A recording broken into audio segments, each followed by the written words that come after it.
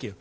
There are, of course, many barriers to learning in traditional educational models, everything from a shortage of teachers in some locations, brick and mortar in other locations, meaning establishments and long distances to travel to classes.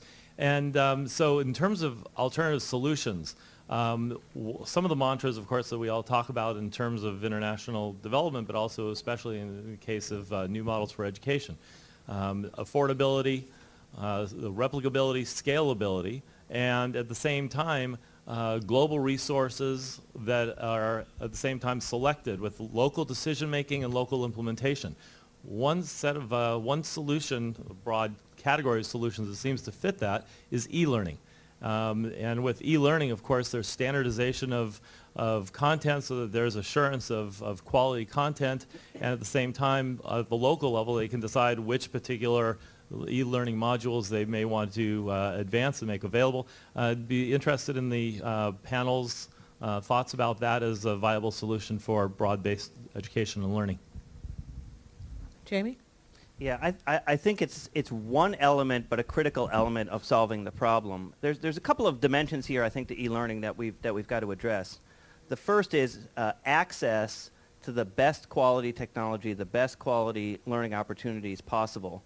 We need to make sure that the underserved populations actually get the same quality of e-learning as other populations. Now, historically, that has not been the case, right? Which is that disadvantaged populations get the hand-me-downs. They get the last generation of the software. They get the old hardware.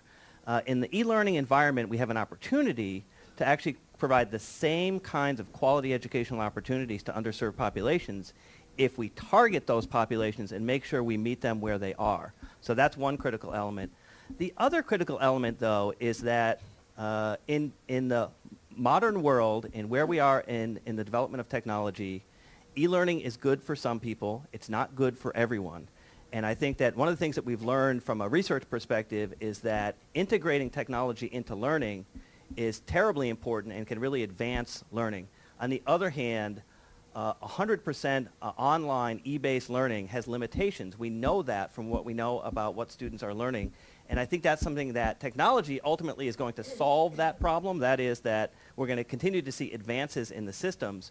But at this point, you know, for those of you who are middle or higher income in the room, how many of you would rather send your child to an online institution or to Harvard? And right now, I think many of you would say Harvard.